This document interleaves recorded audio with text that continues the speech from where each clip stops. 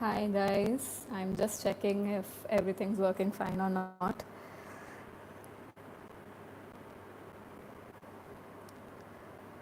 Just give me a moment.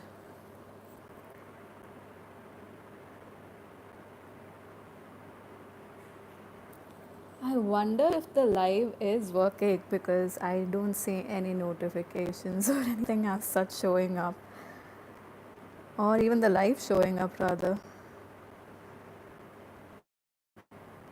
Maybe I'll have to schedule this one again. Oh, it's okay. It's fine, it's working.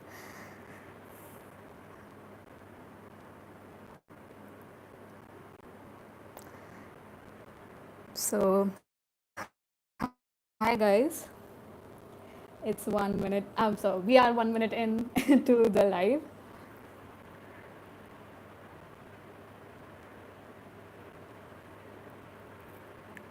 And I wanted to talk about how,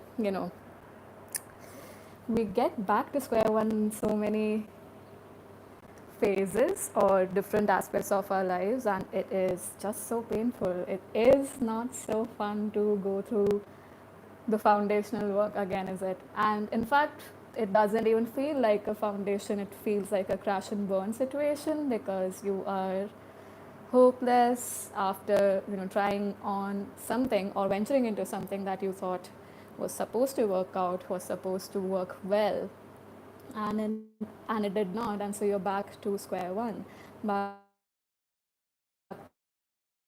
to figuring out what works, what doesn't work.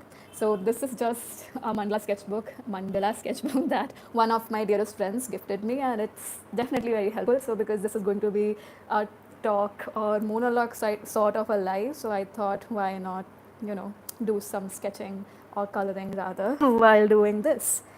And I hope you guys find something helpful with what I have to share today. So, I'm going to share what my experience has been with, going back to square one when things didn't work out, or when even probably relationships didn't work out. I would say the relationships part is something that had me, essentially it had me in a position where I had to take more time with those things for sure, just like any human being probably, or many of you. But the first thing that I learned when getting back to square one, or being in that situation of being in square one or back to the pavilion, I don't know if that's the right word, but this is an energy I feel like is showing up for a lot of people even in the recent times. So nonetheless, the first thing that shows up that is irritating rather when back to square one thing happens is a lot of our shadows start coming out, a lot of our fears start showing up, right? It is not so easy to maneuver through these energies. It would rather get ugly, I would say, emotionally, specifically if you are a person who is very self-critical. So that's the first thing I would say that shows up when we are back to square one. And what can help us at that time is genuinely figuring out how do we think about ourselves, what do we feel about ourselves, are we kinder to us towards ourselves in a dialogue or not. And this reminds me of the Louise Hay reading we had done. I think, was it? No, it was not last week, but probably 2 weeks before that, where we were talking about self criticism. And self criticism is essentially not the point, as how she talks about it. It's not the point. It's self criticism is actually missing the point. And she talks about how we were treated as children. And she's not even blaming our parents, she talks about even our parents are victims of victims. So what they taught us, most likely, I'm not trying to, make this a blanket statement here, but most likely what they taught us or how they treated us is what they learned about parenting, and probably even trying to, cover up the misgivings that happened in their own childhood through their parents. So when that happens, I mean, it just points towards the fact that they are also victims of victims, right? So how do you treat that inner child within you when things start going south, when it's not working well, when we are back to square one, when the external factors essentially are not so supportive, when people's comments hit like arrows in your heart, especially if you ventured out to do something that was something that you really wanted to do, that you knew in the bottom of your heart had to work out, but in some way, shape, or form, it really didn't the way you wanted it to. So, at that point, specifically when you feel like the world is against you, shouldn't our own inner dialogue at that time be the kindest one, right? Because we actually have no hope at that time. So, how are we talking to ourselves? What do we think about ourselves? How are we treating ourselves? These are the questions we need to look at when we are like, that's the learning I've had when we are back to square one. How do we cherish our own existence, regardless of who or what the situation is or who thinks about us in whatever way? Even well wishers, because they're well wishers, might want to point us in the right direction through their own perspective, right? But at that point in time, we may not feel that way. So it's important that we have a kinder outlook towards ourselves at that point in time, so that we are not taking things to heart, or I would say not even about taking things to heart, rather misinterpreting what somebody is telling us, or taking too or reading too much in between the lines than is required. Because I'm going back and forth because I've written my points here, so I hope you guys don't mind. But what I was trying to say with the self-criticism part that Louise mentioned was also that how was your how was your child self-treated when you were younger? So if you were treated, or your misgivings or your problems were treated with anger, or they were not looked at, or any of those energies, right, that were not uplifting at all, are you also having that behavior towards yourself right now? That is something you need to check, need to look after, because she says that's the child self within you that's just waiting for you to pamper it, and not in a negative way, but more so in an empowering way. Care for it, caress it, because if that child who is a 3-year-old or a 5-year-old, if that child is fearful, they are worrying, would you rather scream at them, or would you say words of affirmations maybe, or be kinder towards them? That is what you need to look at even today, and especially during these times when you are not able to trust yourself, when the external factors in your life seem to be against you. So what kind of environment would you rather create inside you, in your belief system? What would you think of yourself that could actually help you grow and nurture through this process, rather than being down on yourself?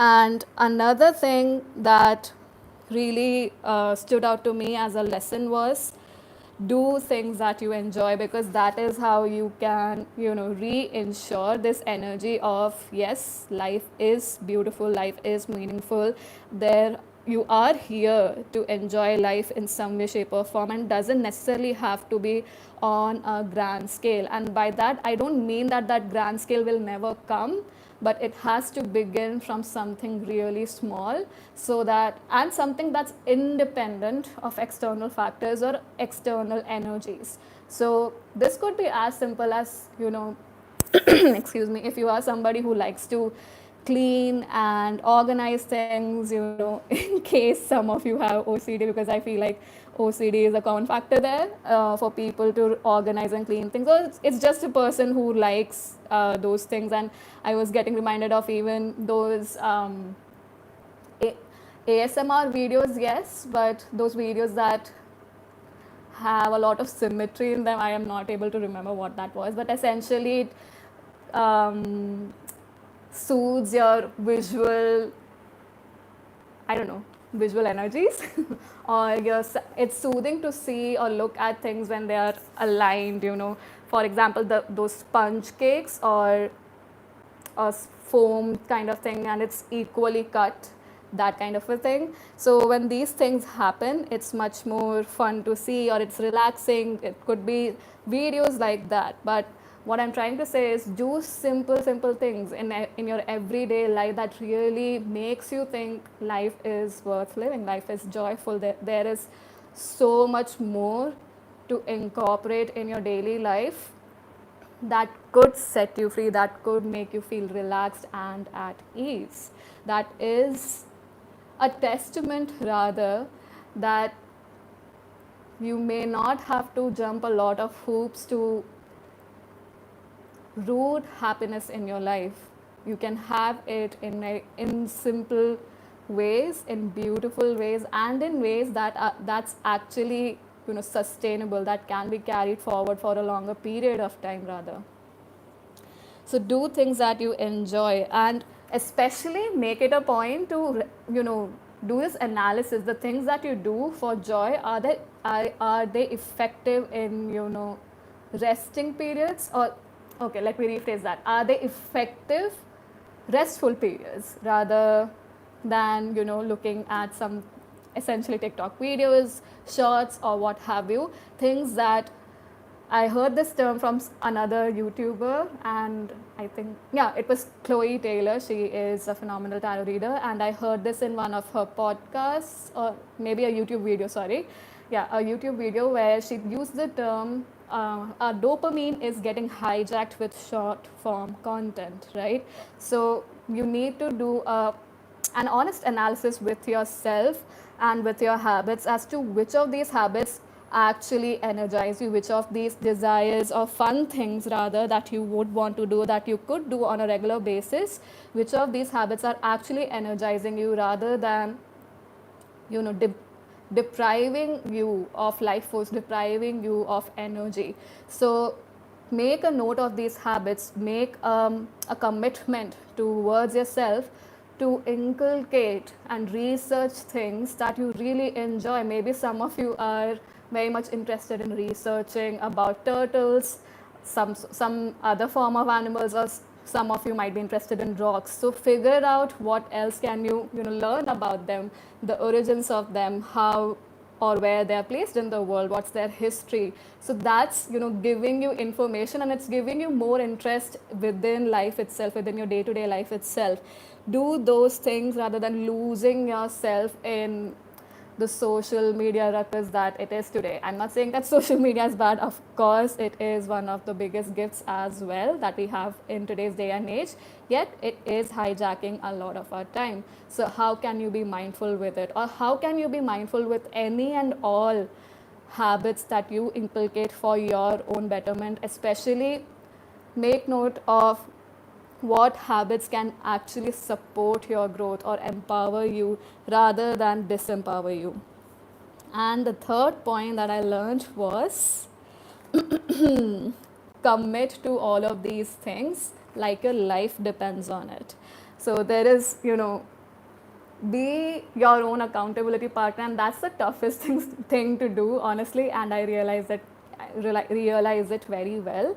So if you want to make it much more fruitful for you, start with small things. Start with things that actually are targets that you can achieve slowly, steadily, and you don't have to spend a lot of time or a lot of energy also to actualize those targets. So take your time with it to build up this momentum of committing to certain targets or committing to building a habit like your life depends on it. So if your life depends on it, you know that it cannot actualize just the next day, right? It cannot actualize within probably even a month.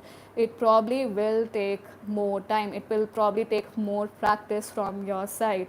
So don't make time a restriction or a noose around your neck. Rather, make it your friend. How can you analyze your energy levels and make that equivalent to your time? Essentially, I'm just trying to figure out how to say this. Essentially, figure out how your energy flows, where do you feel excited, where do you feel drained, and do that permutation combination, mix and match your energy levels, or mix and match activities rather, that indicate or give you more awareness about your energy levels and make it work for you, rather than cursing that time is less.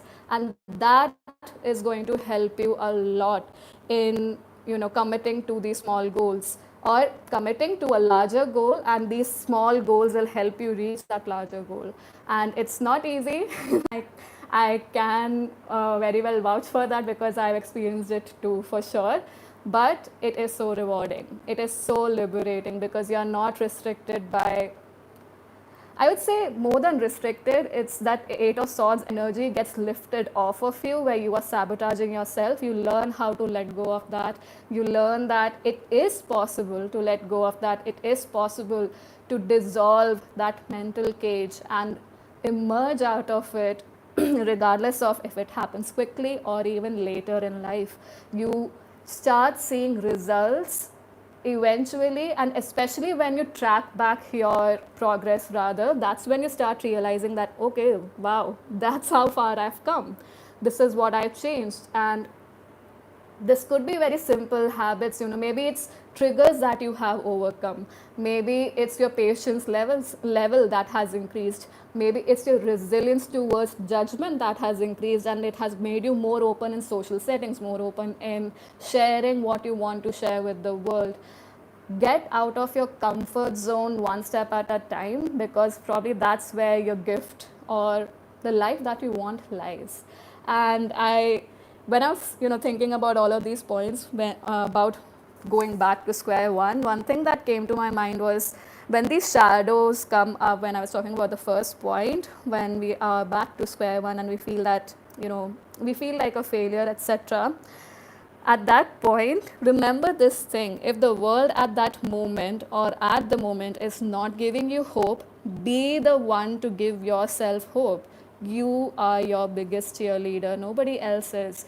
You are your biggest source of power, love, kindness, compassion that you've been looking for. You are your only savior, my friends. So yeah, I was not able to color this, but that's what I wanted to share. I hope that this was helpful in some way, shape, or form. And I know I was fumbling, because there's so much to share here, and I don't want to extend it unnecessarily. I hope with practice it becomes easier, coming on live and sharing my story or whatever I've learned, genuinely with the hope that it helps you in some way, shape, or form. So thank you so much, guys, for joining, and maybe you could look at it later on as well. But anyway, I hope you guys enjoyed it, and I'll see you in the next live. Bye bye.